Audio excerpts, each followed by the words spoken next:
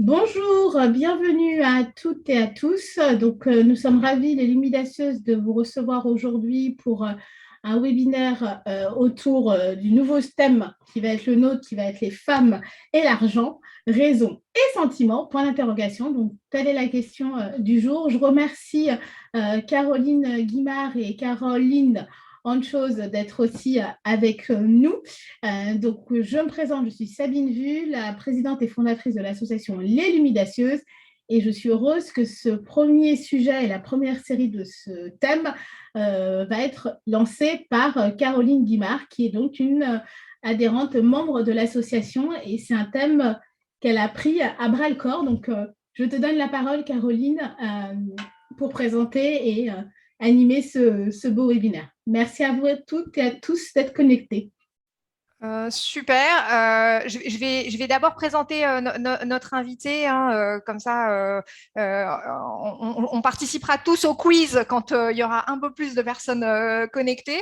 Mais le profil de Caroline figurait aussi dans notre invitation. Donc, Caroline Anchose est auteure et maîtresse d'enseignement et de recherche à l'Université de Fribourg depuis 2012 et depuis 2019 également professeure à la Haute École de travail social du Valais. Et elle a passé plusieurs années au Québec, à Montréal, en tant que chercheuse doctorale puis postdoctorale. Et elle a obtenu sa thèse de doctorat à Neuchâtel, justement sur les usages et représentations de l'argent au sein du couple et de la famille. Et c'est ce travail de recherche qui est à l'origine d'un ouvrage intitulé Le couple, l'amour et l'argent, et qui effectivement mettait, comme nous allons essayer de le faire aujourd'hui, l'accent sur ce contraste entre d'un côté le proverbe l'amour, en amour on ne compte pas, et puis parfois les réalités plus matérielles. Caroline a continué ses travaux sur ce qu'elle appelle les économies du quotidien et de l'intime, notamment dans le cadre des familles transnationales et des couples divorcés, où il y a à la fois des sentiments, mais aussi des frontières, du travail, de l'argent, beaucoup de choses. Et elle travaille aussi sur les pratiques économiques sur Internet et sur les liens entre santé et endettement. Donc le sujet, on va dire, financier continue d'être aussi dans ces thèmes. Donc Caroline, merci d'avoir accepté notre invitation et d'être là parmi nous. On va proposer à tout le monde de participer à un espèce de premier petit quiz introductif pour se mettre dans le sujet, on va dire. Donc, en fait, Sabine, si tu peux reprojeter, on a une petite application pour faire ça qui s'appelle Menti. Vous pouvez cliquer aussi dans la barre du chat de Zoom pour accéder au quiz. Et en fait, le quiz, on répond sur téléphone, quoi. Donc, on est parti. Voilà, on va voir ce qui s'affiche. Donc, si vous êtes vous pouvez envoyer des petits cœurs à Menti si vous vous connectez tous. Donc, le code est le 40 85 54 8. Pardon. Et donc, c'est www.menti.com. Alors, il y a le lien qui a été envoyé par chat. Oui. Mais sinon, vous pouvez vous connecter sur www.menti.com. Donc, si c'est sur un autre outil. Et le code est le 40 85 54 8. Donc, n'hésitez pas à mettre des cœurs.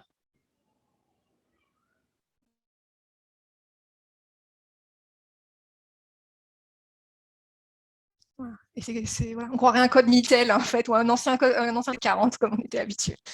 Alors, super. Super. On envoie des petits messages. Alors, je crois que on peut y aller, hein, je pense, Sabine, on peut passer à la première question qui va susciter, j'espère, la participation de notre public.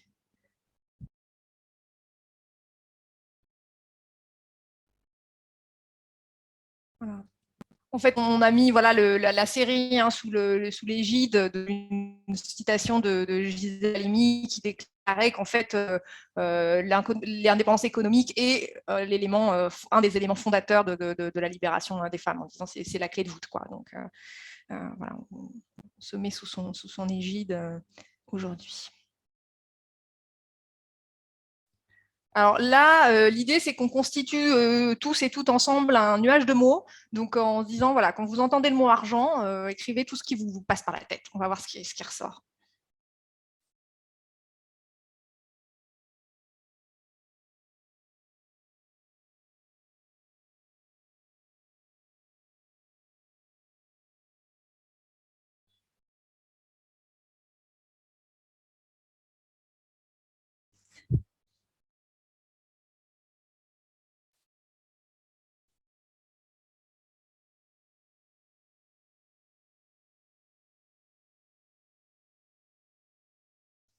Je vois des mots dans le chat, énergie, capitalisme, vital.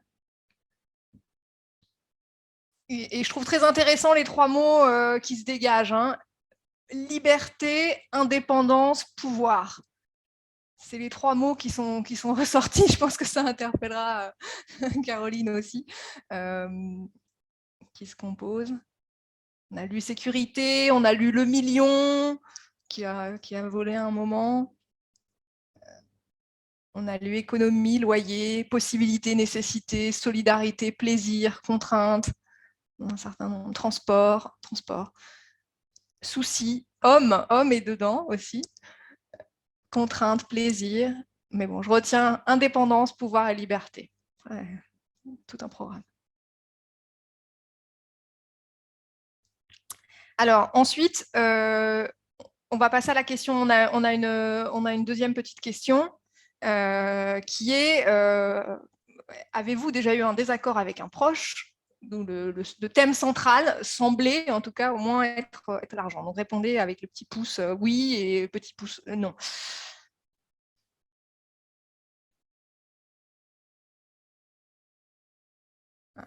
Je pense qu'on a. Ouais.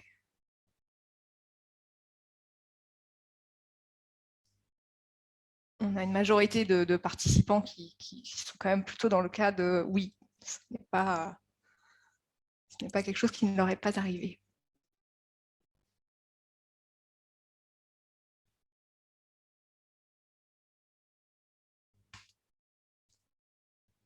Super.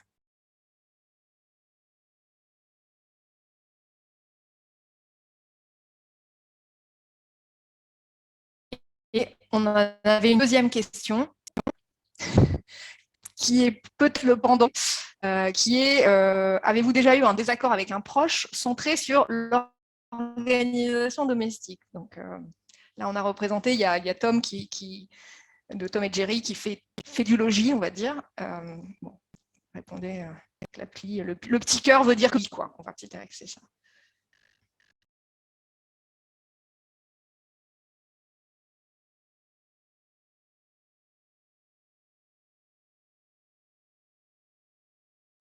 Bon, je crois que pareil, on est.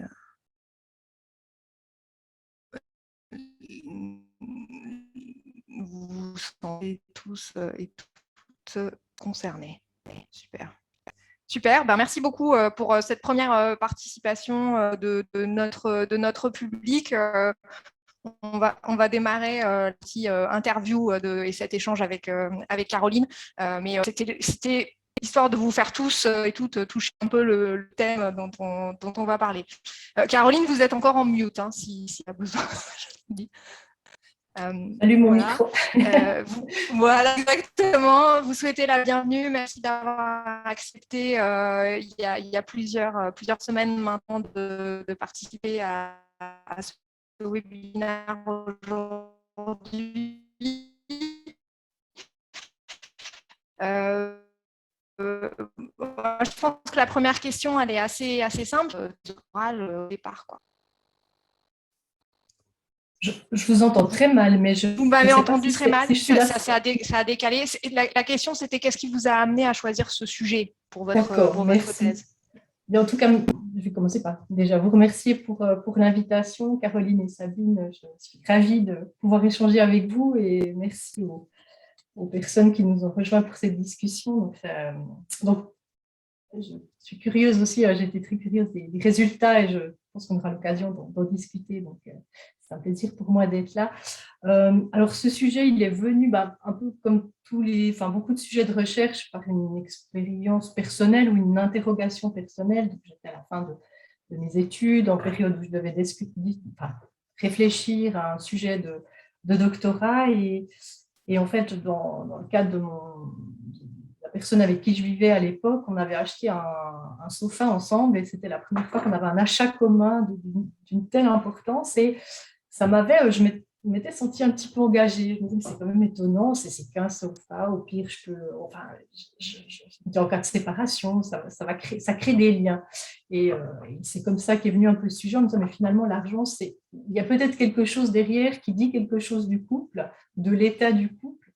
Et c'est un petit peu comme ça que j'ai démarré en proposant différents sujets à mon directeur de thèse, Franz Schulteis, qui m'avait dit, ça, c'est un super sujet, ça n'a pas encore été traité, on peut traiter voilà, en France ou dans les régions francophones, fonce là-dessus. Voilà.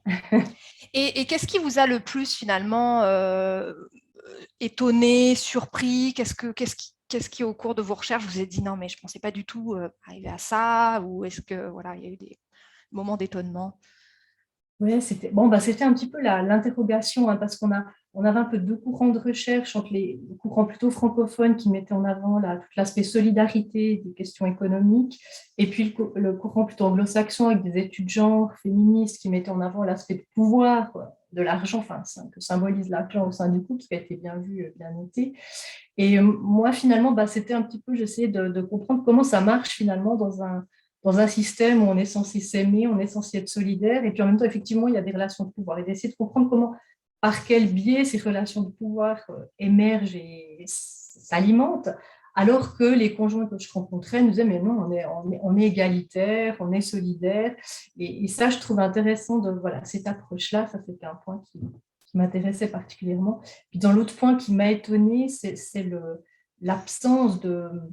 Alors, les couples discutent volontiers d'un projet de vacances, d'un budget, mais de discuter entre eux, justement, on parlait d'organisation, mais l'implication de choisir une organisation financière plutôt qu'une autre, est-ce que si on met en commun, qu'est-ce que ça implique? Si on décide de mettre juste une partie de notre argent en commun pour les dépenses quotidiennes, même si on parle d'égalité, qu'est-ce que ça veut dire l'égalité? Ce n'est pas la même chose si on met la moitié de notre revenu au prorata ou si on garde la même somme d'argent de poche. Et ça, c'était peu discuté. C'est ça qui m'a un petit peu surpris. On a dit, pourquoi est-ce que c'est peu discuté? Et puis qu'est-ce que ça implique de ne pas discuter de ça? Parce que tout le monde est d'accord, la totalité quasiment, oui, tous les couples que j'ai rencontrés, ils ont veut être égalitaires, on est solidaires, mais après on voit que ça, c'est pas toujours évident, ça n'a pas les mêmes implications selon la manière dont on traduit ces deux concepts.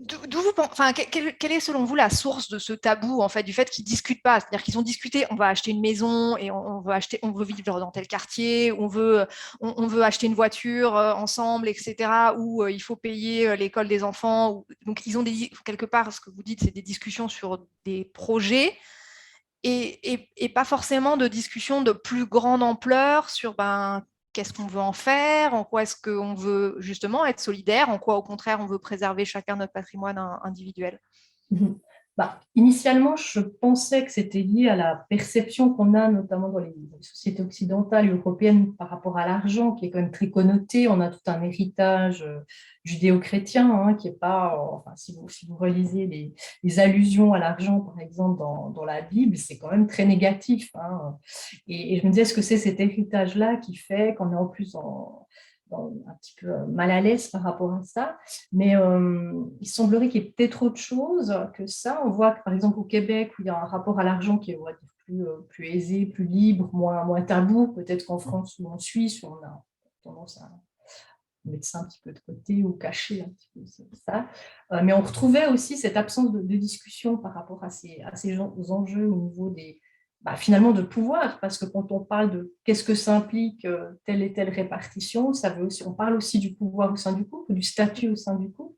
Et un autre élément que moi je trouvais qui était important, c'était on a une représentation du couple qui est censée être guidée par l'amour romantique, et derrière on y met toutes des notions de désintérêt, de don de soi, et finalement l'argent aussi se manipule ou s'échange au sein du couple selon ces critères-là. Et par exemple, les relations de pouvoir, elles vont aussi passer justement en mobilisant ces notions de désintérêt. Et ce que j'observais, par exemple, c'est qu'un moyen de faire passer des choses qu'on a envie de faire passer ou d'imposer voilà, une chose en douceur à son conjoint, c'est par exemple de lui offrir un certain nombre de choses. Et ça, c'est compliqué. Oui, de dire je m'en occupe, ou ça c'est pour moi, ou ça, exactement. Ça, quand il y a un déséquilibre, notamment par exemple de revenus ou de fortune personnelle et tout, de dire moi c'est moi qui vais payer, quoi. Enfin, ne t'en fais pas, voilà. Et ça force la décision, ça force la décision de l'autre. Exactement. Et celui qui offre choisit ce qu'il veut offrir. Et parfois, ça mettait des conjoints disant, voilà, je me souviens d'une anecdote, une femme disait, mon conjoint voulait partir en vacances au bout du monde. Elle n'avait pas les moyens, mais elle a accepté. Il lui a offert le billet d'avion, mais après, elle s'est retrouvée à payer beaucoup plus que ce qu'elle aurait payé si elle avait choisi les vacances qu'elle aurait voulu faire. Et donc, elle disait, mais à la fois, elle était dans cette ambivalence oui, de dire dans la reconnaissance parce qu'on lui avait offert quelque chose, mais en même temps, on lui avait imposé une décision et finalement plus de dépenses qu'elle aurait fait. Ouais, et ça, je trouve que cette notion de don est assez intéressante pour... Oui, bien sûr, parce que ça marquait finalement un train de vie et ils n'en avaient pas forcément parlé, ou en amont du voyage, de dire quelque part, si on part à l'autre bout du monde dans une destination chère, qu'est-ce qu'on va faire sur place et à quoi ressemble notre budget sur place.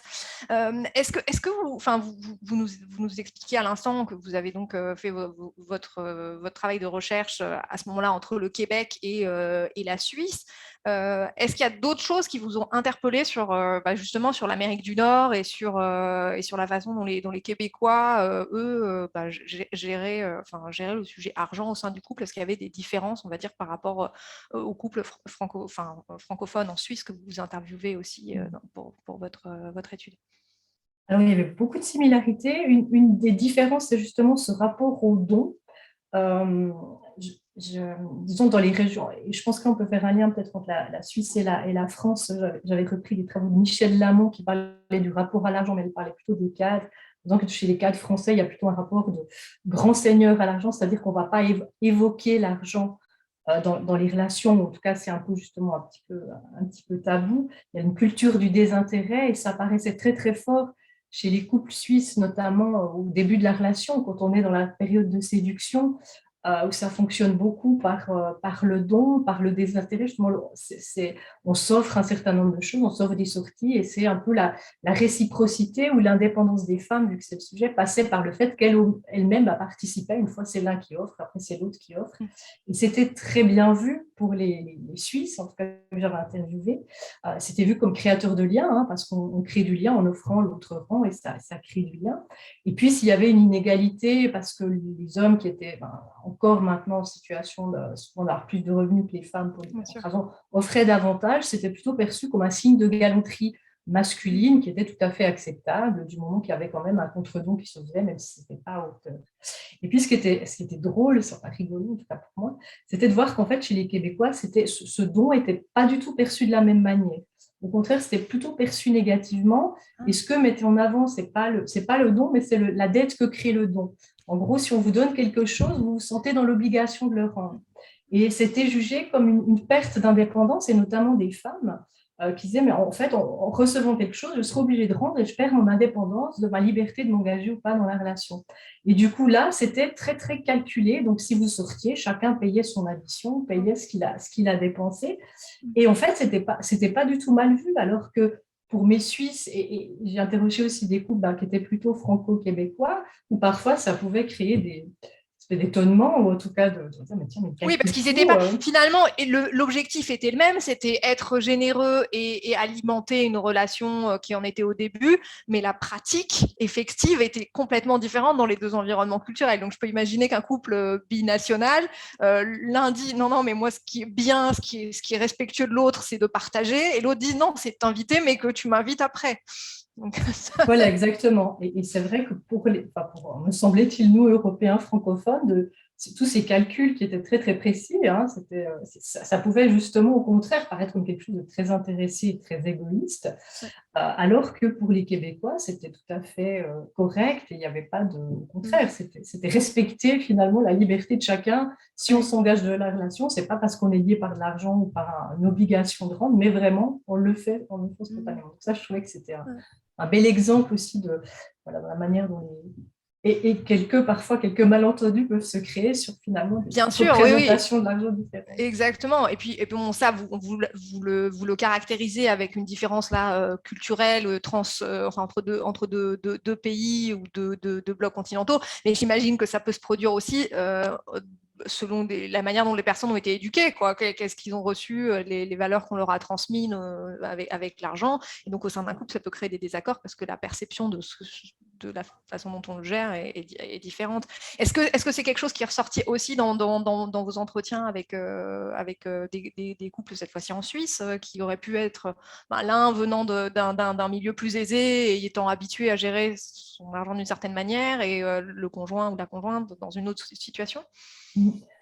Je l'ai moins vu dans ce sens-là, je l'ai plus perçu en termes d'attente de genre. C'est-à-dire que voir deux conjoints qui ont, par exemple, la représentation ou l'attente que chacun doit être indépendant économiquement, être partenaire économique, donc ramener un revenu. Et ça, si les deux partenaires partagent cette vision-là, ça peut très bien se passer. Mais vous aviez, par exemple, des couples où il y avait des attentes, par exemple, de genre plus traditionnelles en matière de rôle économique, ou par exemple, et là, c'était plutôt parfois les hommes qui étaient, ça a été théorisé par une chercheuse Orchard qui parlait de gender gap, en disant que parfois les hommes ont une vision encore un petit peu traditionnelle des rôles, où c'est monsieur qui assure le principal du revenu de la famille, et puis madame, soit un job à côté, mais c'est un peu... C'est accessoire, c'est pas... Voilà, c'est ça, c'est pour les cadeaux, ce qu'on retrouve chez les générations plus anciennes.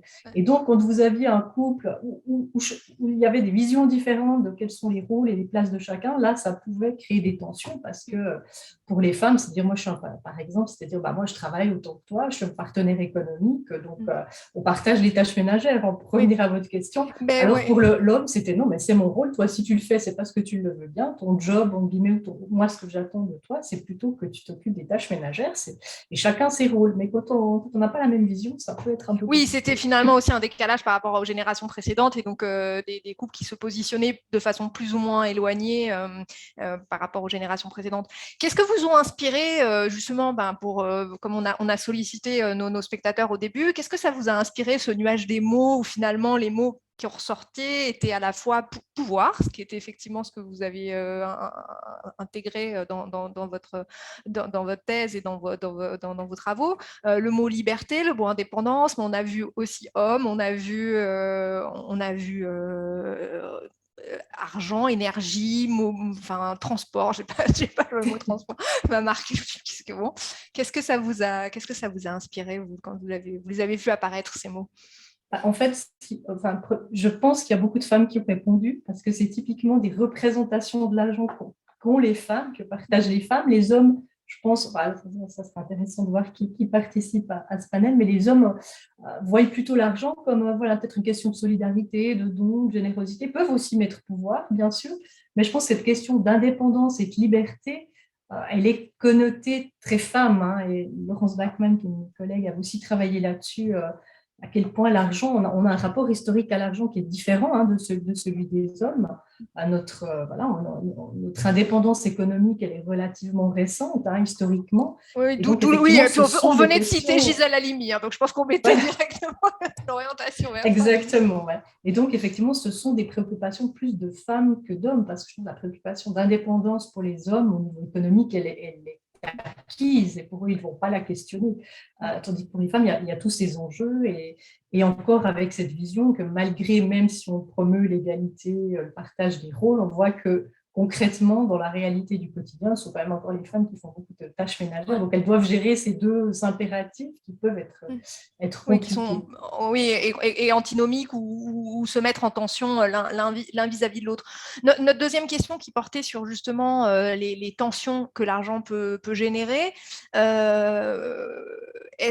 est-ce que moi j'ai souvent entendu dire oui, mais en fait derrière l'argent, c'est souvent des questions de valeur. Donc en fait, les couples disent qu'ils se disputent pour des questions d'argent, mais en fait c'est parce qu'ils n'ont pas les mêmes valeurs. Enfin, ça traduit des valeurs qu'ils n'ont pas réussi à aligner.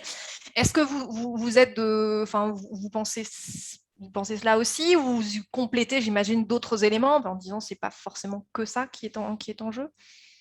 Oui, je pense que les valeurs sont présentes. Moi, ce que j'observais, c'est plutôt aussi surtout toutes les stratégies pour éviter de se disputer. C'est-à-dire qu'on va préférer justement soit piocher sur son compte personnel plutôt que négocier, par exemple, une dépense dont le partenaire ne serait pas d'accord. On va plutôt essayer de trouver un autre moyen plutôt que d'entrer en confrontation.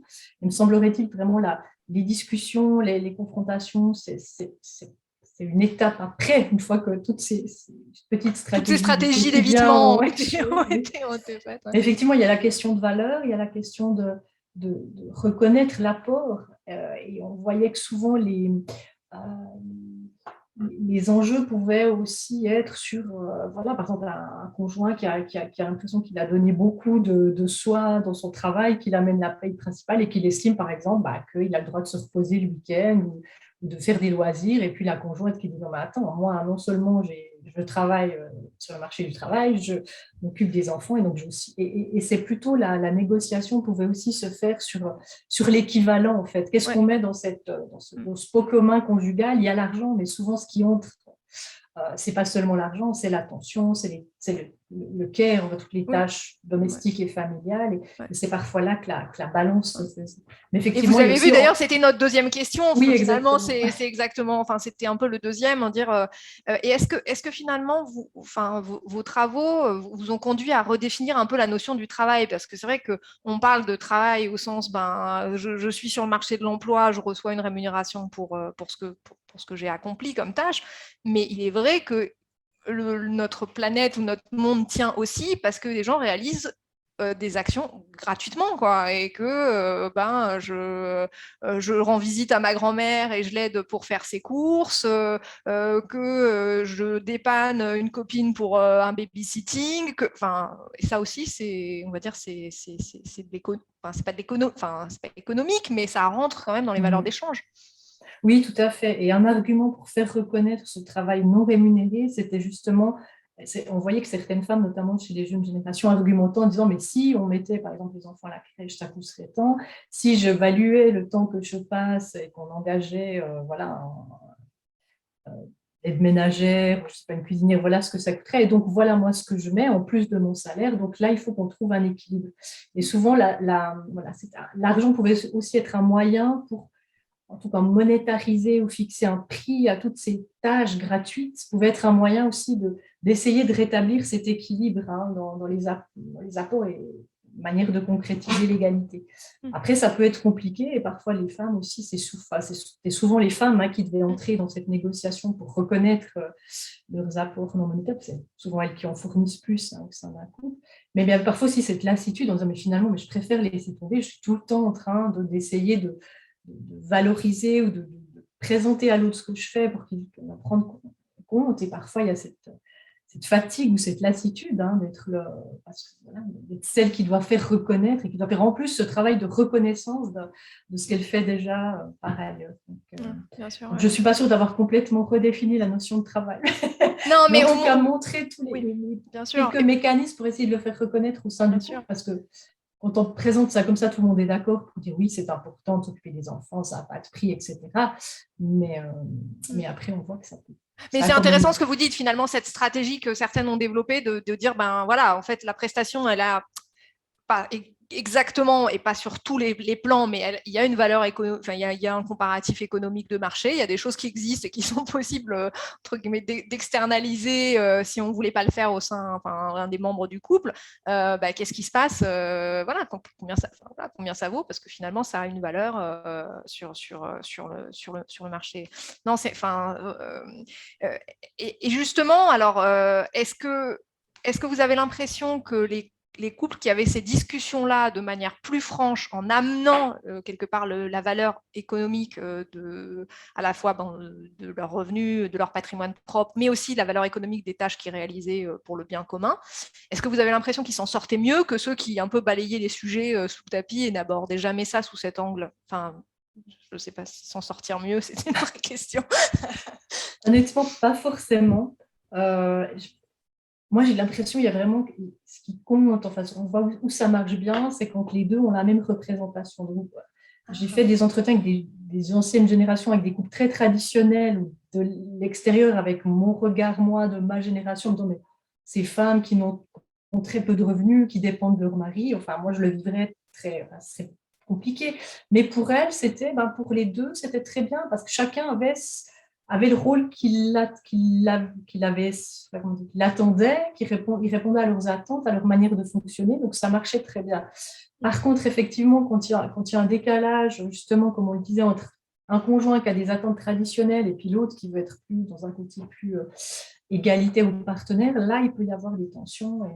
Mais si les deux sont dans l'idée où on reconnaît chacun la participation de chacun, qu'elle soit d'un modèle traditionnel, on va dire, ou d'un modèle plus contemporain, ça fonctionne relativement bien. Mais je pense que c'est parfois dans ces perceptions, et quand on se met en couple, on discute jamais ou peu de comment on voit le couple, comment on imagine la place de chacun au sein du couple, et on voit que souvent les tensions qui après sont traduites en tensions émotionnelles ou en insatisfaction sont parfois aussi simplement des manières dont on a présenté les rôles de chacun, et avec des incohérences par rapport à ça, enfin incohérences au sein du couple. Alors, je pense qu'on va se remettre sur Menti pour justement un mini quiz. Et comme ça, on va pouvoir tous à nouveau faire une phase de participation. Et puis, je pense qu'on commence aussi à avoir des questions de notre public pour vous, Caroline. Donc, ça sera l'occasion. On va faire une petite phase interactive, et puis on va commencer à intégrer des questions du public. Oula.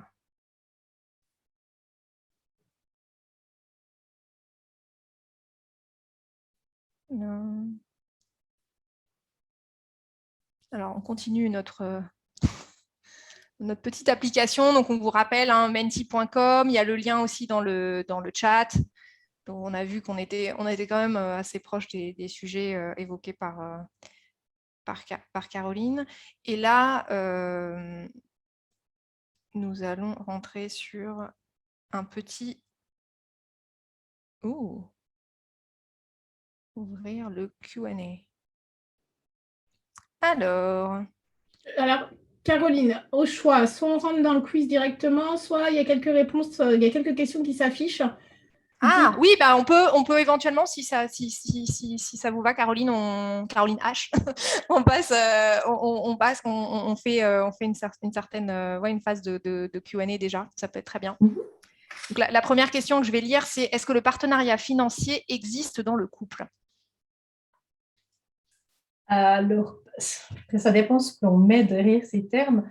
Je pense oui, et notamment chez les jeunes générations, il y a vraiment cette... je dis les jeunes parce que j'ai fait sur nos arrière-grands-parents, on va dire nos grands-parents, nos parents, mais notamment chez les jeunes générations et les plus jeunes que moi.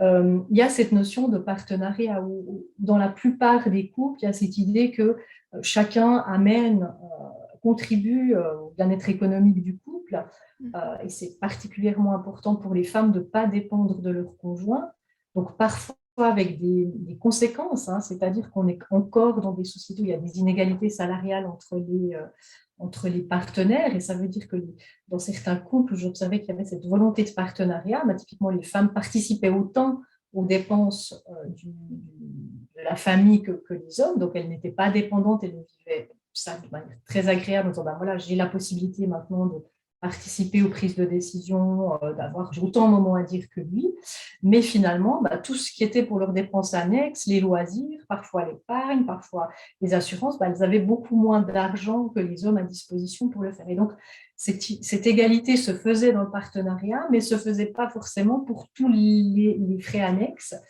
qui existent malgré tout, même dans les couples qui mettent en commun. Donc oui, il existe, mais en même temps, on voit que tant qu'il y a cette inégalité salariale qui est structurelle aussi, il y a encore ça se répercute, disons, sur l'argent personnel qui reste à disposition. Oui, et puis j'imagine aussi que c'est celui qui gagne le plus qui marque le niveau de vie attendu un peu de la famille, quoi. Donc ça marque aussi, si on doit partager des dépenses à 50-50, mais qu'on habite dans un quartier très sympathique de Genève, bah, c'est peut-être pas la même chose que si on se base sur le revenu du membre du couple qui gagne le moins des deux, quoi. Enfin... Oui, et en fait, il y a une manière de constituer ce partenariat qui est souvent de dire qu'on va partager les dépenses collectives, donc on peut y mettre plus ou moins de choses. Mais ce qu'on voit, c'est que la manière dont est appliquée l'égalité, que ça soit 50-50, comme vous le disiez, ou au prorata du salaire, finalement, si vous regardez, que le plus petit salaire est toujours perdant, entre guillemets, parce que même si ce prorata du salaire, ça peut paraître juste, en disant, bah, moi, je gagne 2 fois plus que toi, je paye 2 fois plus, mais finalement, à la fin, pour le plus petit salaire, qui est souvent le salaire des femmes, eh bien, il leur restera moins à disposition, et donc, elles vont avoir moins d'opportunités voilà, comme je le disais, d'épargner, de mettre de côté, de dépenser pour leurs loisirs. Et donc, c'est difficile là, parce que l'égalité, si on voulait être vraiment une manière de l'appliquer, ce serait dire on garde chacun la même somme d'argent de poche. C'est ce qui se fait quand c'est les femmes qui gagnent plus que les hommes. Là, ça marche, ça se fait comme ça. Mais quand c'est les hommes, c'est pas considéré comme une bonne solution. Et donc, on va faire plutôt prorata du revenu.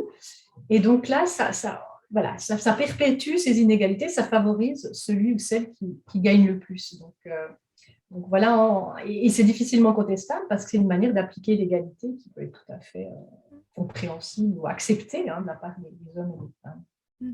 Et l'autre question qui nous arrive aussi par le chat, c'est est-ce que justement la baisse de rémunération d'un des deux partenaires ou le fait qu'un des deux partenaires change de carrière, se retrouve au chômage, peut conduire à un changement dans l'équilibre du couple? L'équilibre financier, oui, c'est possible parce que généralement, les couples se projettent sur une longue durée. Donc, il y a cette idée de réciprocité longue, on va dire. Et ça peut être tout à fait OK. Ben, maintenant, c'est moi, je paye plus parce que toi, tu fais des études ou tu fais autre chose. Et puis après, ça se rééquilibrera parce qu'on aura investi, on guillemets, ça sera un peu l'équipe conjugale qui aura investi dans ton parcours, je sais pas, par exemple, de formation. Et donc là, ça peut tout à fait être accepté. Après, on voit qu'il y a des raisons qui doivent être peut-être négociées ou qui sont un peu moins acceptables. Si c'est pour les loisirs, par exemple, OK, ben, est-ce que c'est un partenaire de payer pour les loisirs de l'autre? Si par exemple, la personne ne veut pas faire une formation, mais souhaite baisser son taux d'activité pour des raisons qui seraient différentes et pas forcément acceptées. Disons, les enfants, la formation, ce sont des bonnes raisons de remodeler la solidarité conjugale et de changer un peu la manière de fonctionner. Mais d'autres raisons, comme les loisirs, par exemple, ou le fait de s'épanouir, dans une carrière qui serait moins justifiée, peut-être artistique, ou je ne sais pas, là, ça peut être parfois pris de manière compliquée, ou bien l'autre conjoint dit non, mais écoute, on reste comme ça, puis ma foi, si tu fais ce choix-là, c'est à toi de te débrouiller. Je trouve intéressant ce que vous dites finalement de dire le couple se projette sur la durée, sur un temps long, et que donc finalement une remise en cause de l'équilibre est OK si elle est temporelle quelque part et expliquée et tout, mais si elle est plus elle devient plus permanente et moins acceptée par un des deux conjoints, par le conjoint qui n'a pas plutôt fait le choix, ça peut être plus difficile, quoi. Ok, super.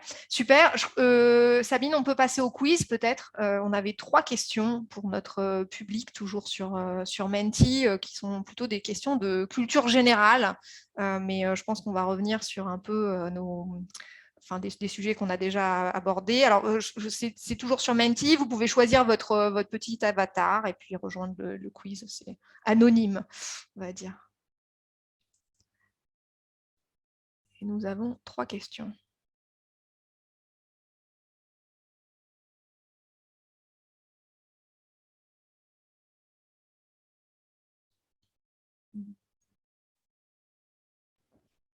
Si tout le monde est prêt, on peut démarrer le quiz. Je pense qu'on peut y aller, hein, Sabine. Je vois pas mal de petits logos. On aime bien. Il y a un espion, il y a un bonhomme de neige, un lion. On a plein de petits signes.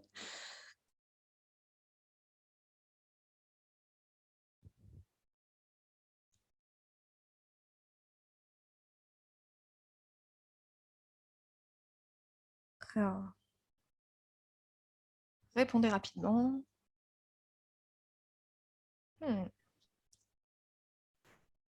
Alors, la première question, c'est en quelle année les femmes mariées en France ont pu ouvrir un compte bancaire et travailler sans avoir besoin de l'accord de leur mari? Donc, il y a trois dates proposées, 1944, 1965 et 1973.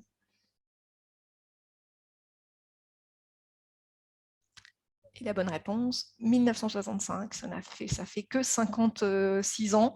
Donc, ce n'est pas. Donc, les femmes ont pu voter avant de pouvoir travailler sans l'accord de leur mari. Et bon, on a choisi 73 aussi pour la loi Veil. Mais donc, c'est 1965 où, voilà, peu importe leur régime matrimonial, les femmes ont pu ouvrir, voilà, avoir leur indépendance financière effective via un compte en banque séparé et qu'elles auraient pu ouvrir librement, et puis surtout la possibilité de travailler.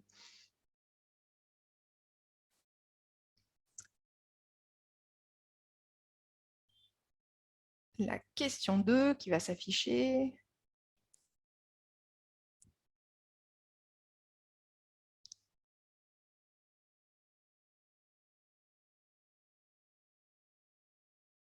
Toujours un petit conseil de l'application. Donc, il y a eu une grève des femmes en 1975 et on vous demande de retrouver quel était le pays concerné entre l'Islande, l'Irlande et l'Espagne. Donc, une grève féministe de très grande ampleur.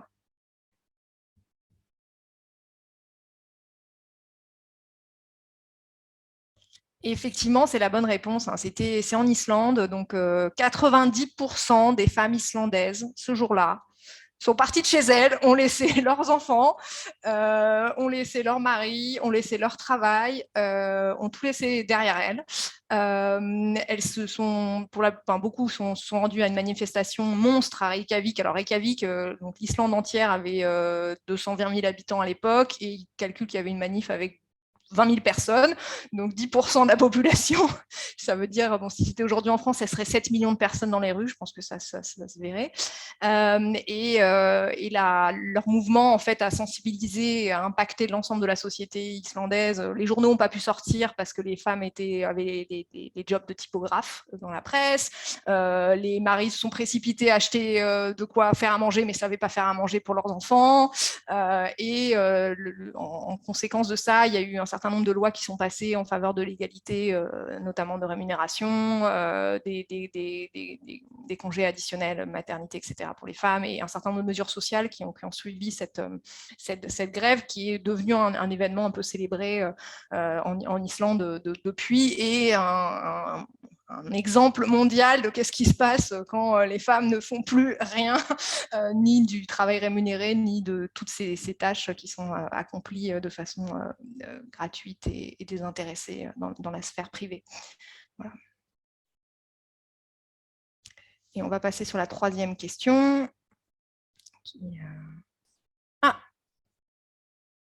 Donc ça, c'est déjà nos petites réponses.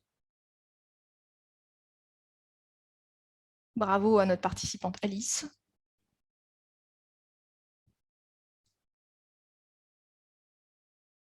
Et on a une troisième question qui, elle, est peut-être plus attendue,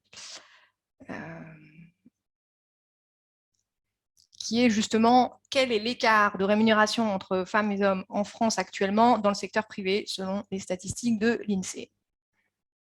Donc 17%, 20% ou 29%.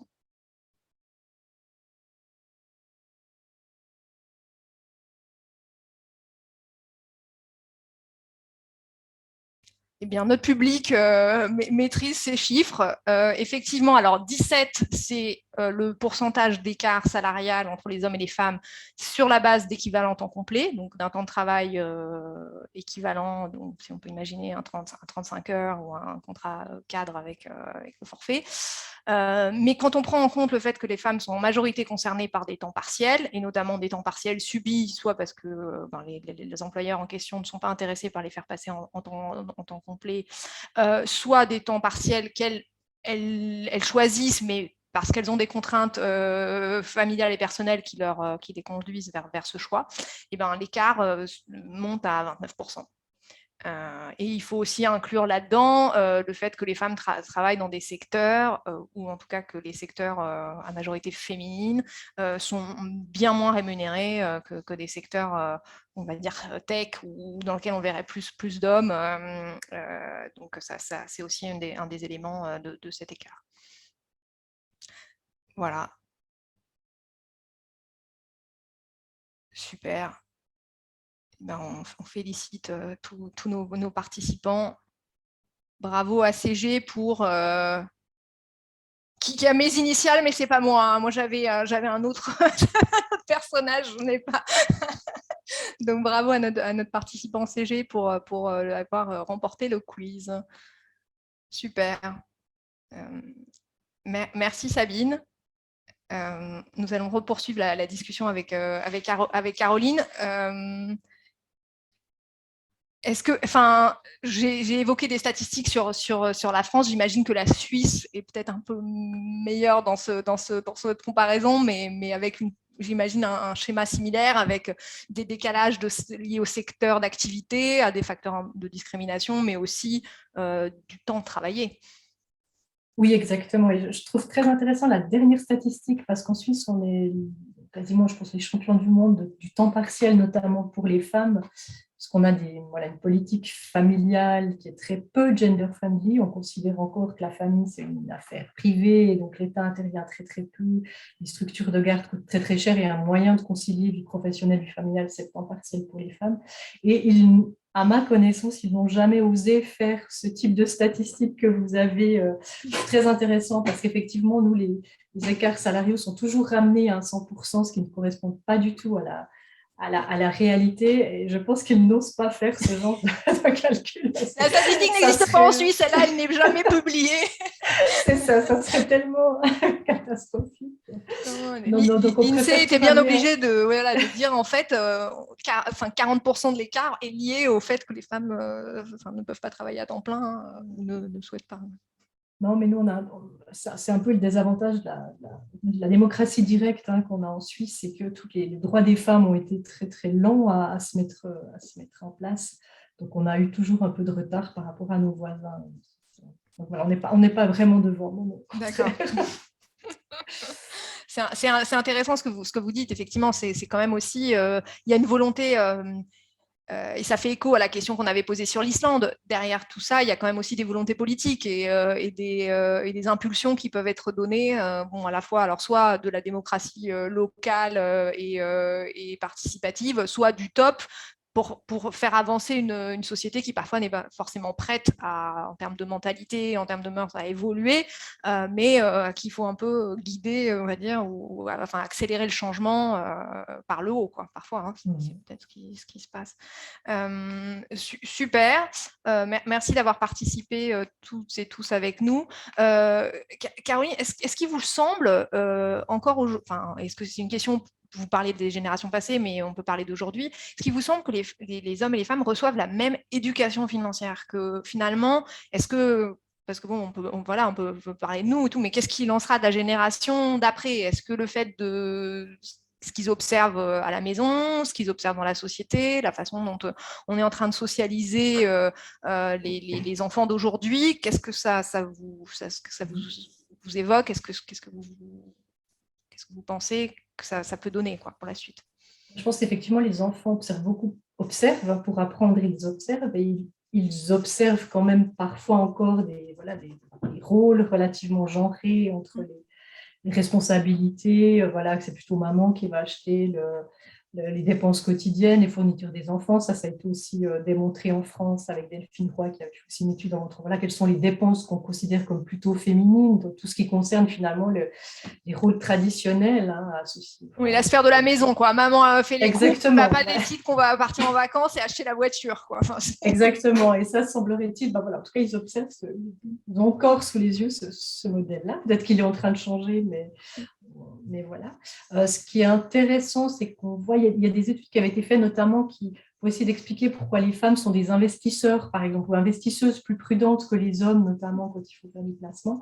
Et il semblerait qu'effectivement, il y a un certain nombre d'études qui montrent qu'elles sont quand même socialisées à plus de prudence en matière économique que les hommes.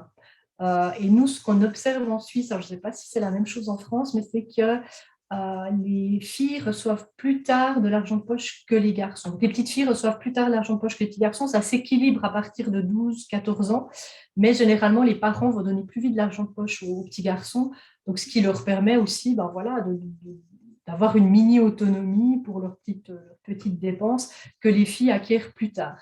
En tout cas, en Suisse, c'est assez valable. Après, ça ne marque pas. On avait fait des études pour évaluer la culture financière des adolescents. Là, il n'y a pas de différence entre filles et garçons. Il y a des différences selon voilà, votre capacité. Par exemple, les mathématiques, si vous maîtrisez les mathématiques, ça peut aider. Ou selon les milieux sociaux, mais pas forcément entre filles et garçons. Mais on voit que voilà, le rapport à l'argent, on va peut-être un peu plus contrôler les filles. On voit aussi quand pour les premiers petits jobs, ça va plutôt pour les filles se faire dans la sphère domestique, donc elles vont plutôt garder des enfants des voisins ou des autres. Les petits garçons, ça va plutôt être des tâches à l'extérieur, donc on retrouve cette séparation entre privé et public.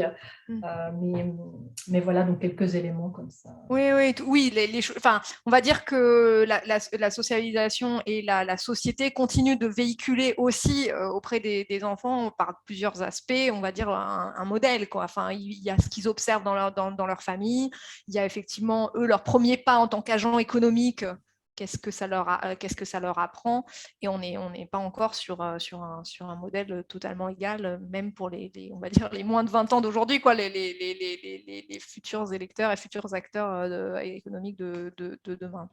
Il y avait encore une autre chose que je peux rajouter par rapport à ça, c'est que maintenant que j'y pense, c'est les dépenses des cadeaux de Noël, vu qu'on approche, on a encore le temps, mais et effectivement, des études montraient que les garçons reçoivent des cadeaux, alors qu'il y a cette idée que chacun doit recevoir chacune la même somme. Les garçons avaient tendance à recevoir des cadeaux plus chers que les filles, et notamment parce qu'on va offrir aux garçons plus de matériel électronique que les filles qui vont être...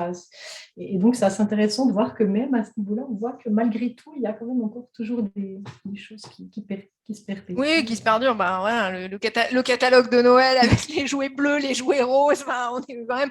Qu'est-ce qu'on peut faire avec ces jouets? Qu'est-ce qu'ils véhiculent comme image, malheureusement? Mais c'est intéressant ce que vous dites aussi sur la valeur, en fait, de ces objets, parce qu'ils ont aussi une valeur économique. Et donc, c'est quelque chose qui, un peu, de manière subliminale, est perçu, même par les enfants. Enfin, forcément, ils ne sont pas complètement... abstrait de tout ça. Et est-ce que vous avez, et après on va rouvrir le quiz de nos participants, enfin pardon, les questions, on va refaire un peu du Q&A avec nos participants, mais est-ce que vous avez noté, vous, des différences, parce qu'on sait que vous avez étudié les couples transnationaux, binationaux, est-ce qu'il y a des choses particulières dans la gestion de l'argent? Peut-être le fait d'être de deux cultures les oblige à plus s'expliquer, à plus mettre les choses au clair dès le début, ou peut-être comme ils ne sont pas dans leur pays, un des deux n'est pas dans son pays, au contraire, il a besoin que l'autre l'introduit sur les codes, etc. Et donc, ça fait émerger les sujets. Je ne sais pas, est-ce que vous avez noté dans vos recherches quelque chose de différent dans le rapport à l'argent du fait d'être dans une configuration binationale? C'est que pour les familles transnationales, j'ai plutôt examiné la manière dont ils soutenaient les familles restées au pays d'origine. Okay. Donc au niveau des couples, il y a des négociations qui peuvent se faire. Est-ce que le soutien, on parle de rémittance, donc ces versements qui sont réguliers, qui sont donnés ça peut être à des proches, ça peut être à d'autres personnes à leur pays d'origine, et là on voit que c'est souvent là le revenu de la personne qui est initiatrice de ces versements est important. Donc, il y a vraiment là, ça peut parfois encourager l'indépendance économique, à la fois en termes de il faut trouver un travail parce qu'une partie de ma famille ou de proches compte sur moi, et notamment les femmes qui vont travailler ou qui gardent aussi une certaine somme pour elles, et là qui ont cette légitimité peut-être de négociation de couple en disant voilà, moi j'ai besoin de certaines sommes pour transmettre, pour aider les proches. Donc, je voyais ça comme... et aussi privations, surtout que rencontrent ces familles transnationales pour soutenir des proches qui sont assez impressionnantes, malgré les difficultés qui sont prêtes à économiques. vivre dans des conditions très, très difficiles en Occident, notamment, pour pouvoir aider une famille loin, quoi. Enfin, exactement. Ouais, effectivement, c'est des choses qu'on rencontre et qui, là, on n'est plus du tout sur des budgets à négocier, un sofa, autre truc, c'est le vivre le plus chichement possible pour pouvoir aider effectivement la famille restée au loin. On va prendre des questions de la part de notre public comme clôture du webinaire d'aujourd'hui. J'ai une question qui est ouverte dans le Zoom qui nous dit: est-ce que l'apprentissage à l'école de la gestion financière domestique et des investissements pourrait être une piste pour changer le rapport à l'argent? Donc, est-ce qu'il faut enseigner, on va dire, l'économie domestique ou l'économie personnelle au sein des écoles? Voilà, c'est la question.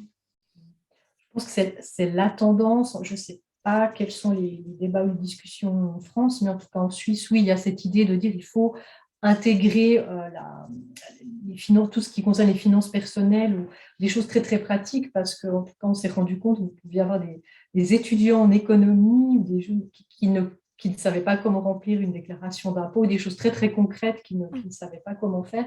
Et donc, il y a maintenant toute cette réflexion de dire qu'il faut éduquer les jeunes assez rapidement avec des sujets qui leur sont proches, qui peuvent les intéresser, ou un budget d'un étudiant quand il va étudier dans une université ou une autre école à l'extérieur, pour qu'ils se rendent compte concrètement des charges quotidiennes qu'il peut y avoir. Donc il y a cette réflexion-là.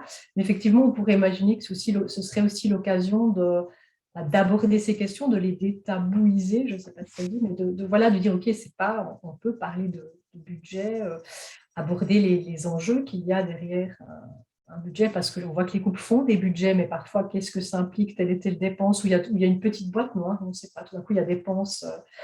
Je pense à un couple, par exemple, qui a un budget très, très précis. Et donc là, vous vous dites, bon, OK, tout est clair, les conjoints savent exactement qui dépense quoi. Et il y avait comme ça une petite rubrique, je ne sais pas, dépenses diverses, alors qu'ils étaient à noter les couches culottes. Enfin, c'était vraiment extrêmement précis. Il y avait ces petites boîtes noires. Et là, c'était un peu la marge de manœuvre. Donc, ça pourrait être l'occasion, effectivement, de parler de ces questions-là et de parler de l'argent de manière très, très concrète, au quotidien. Qu'est-ce que ça implique ? Oui, parce que ce qu'on retient quand même aussi de vos recherches, c'est que de toute façon, personne n'y gagne à ne pas parler du sujet, en fait. Enfin, c'est que et encore plus les femmes, finalement. Plus le sujet est tabou, plus on risque d'être dans la reproduction des modèles sociaux sans se donner l'occasion d'échanger, de discuter, quoi.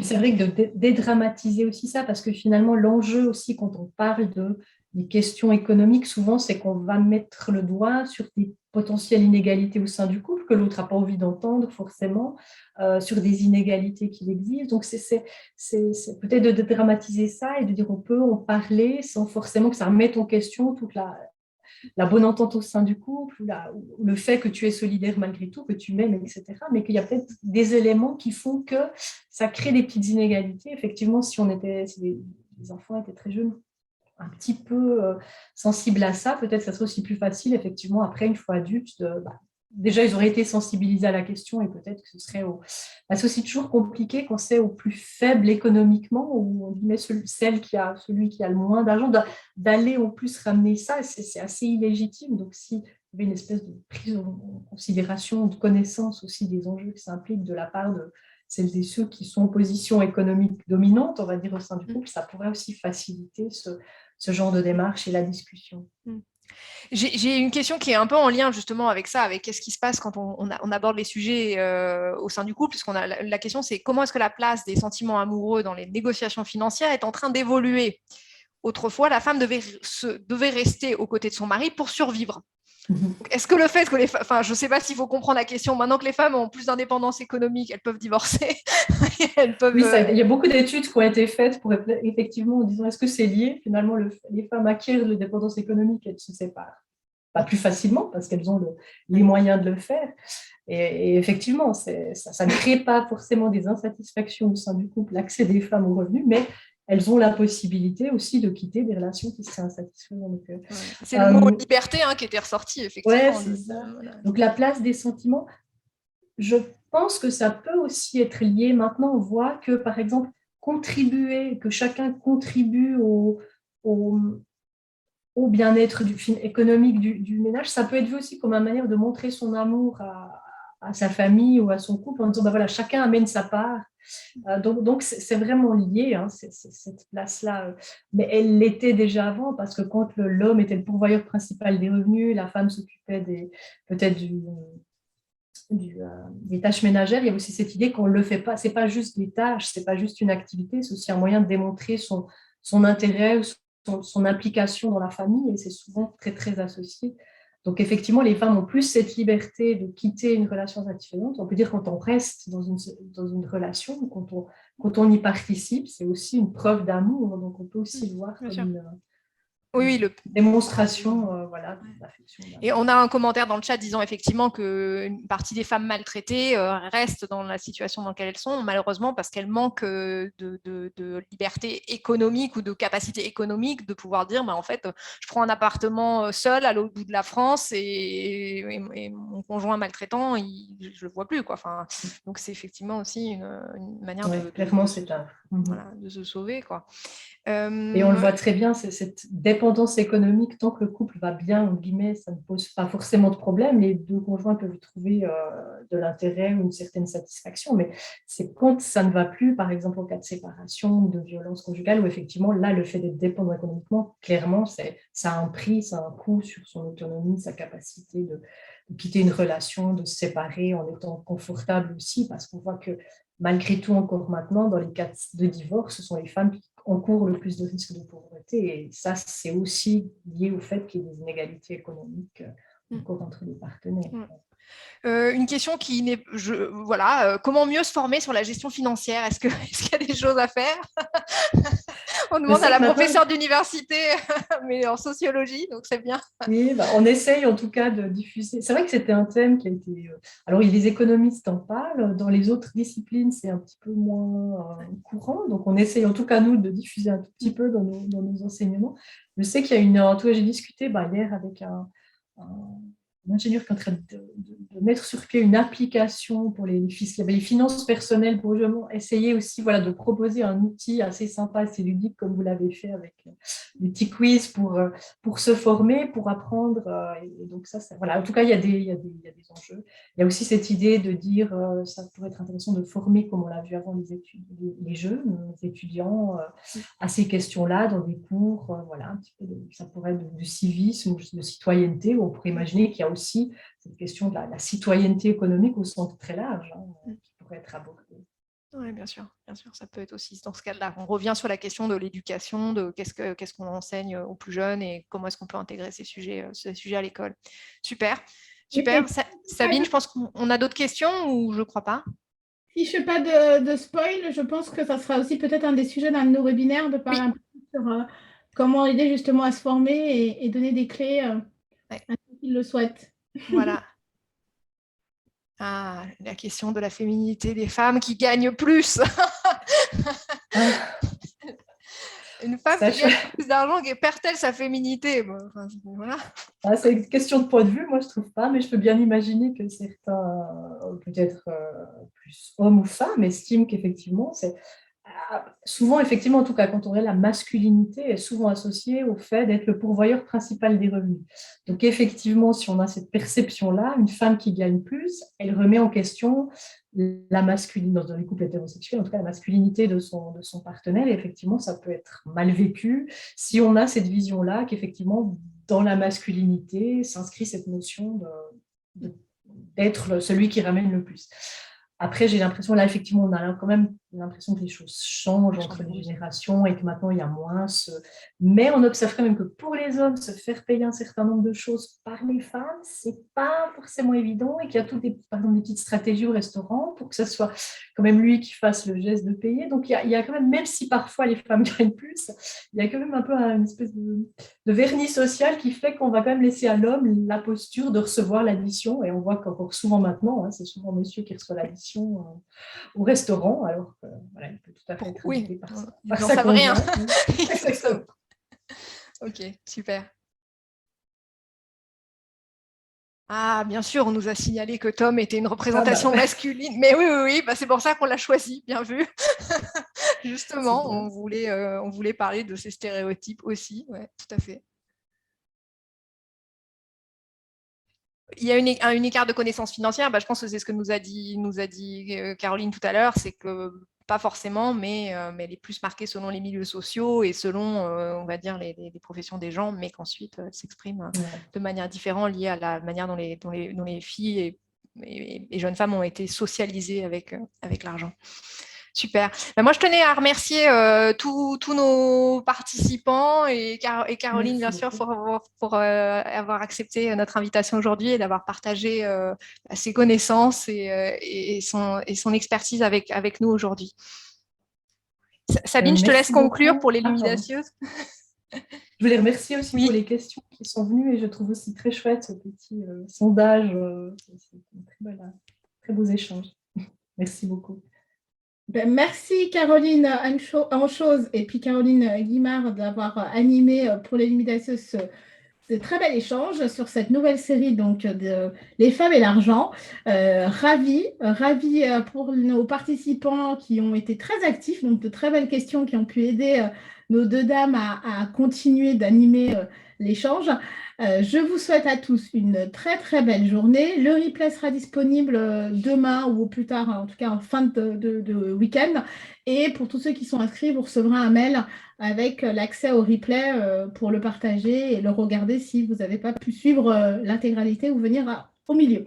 Voilà, donc je crois qu'on se retrouve encore bientôt, Caroline, si je ne dis pas de bêtises. Oui, on a une date fixée pour un prochain webinaire, toujours sur le thème de l'argent, mais cette fois-ci, on voulait l'orienter sur plutôt le patrimoine, parce qu'il semblerait que au patrimoine aussi, les femmes sont défavorisées encore aujourd'hui. Et donc, c'est prévu pour le 3e jeudi d'octobre, le 19 novembre. Voilà. Un vendredi, pareil, à la même heure. Voilà, vendredi 19 novembre. Et juste avant, le vendredi 5 novembre, on aura une nouvelle thématique sur le sport au féminin. Combat mondial, point d'interrogation. Voilà, donc la communication est dans les tuyaux. Vous l'aurez, je pense, ce soir sur les différents réseaux pour vous inscrire. Merci encore à tout le monde. Excellente fin de journée. Merci les Carolines. Merci. Merci beaucoup. Merci, à bientôt. Merci beaucoup. Merci la Suisse. Merci. Bienvenue. Au revoir, merci beaucoup. Au revoir.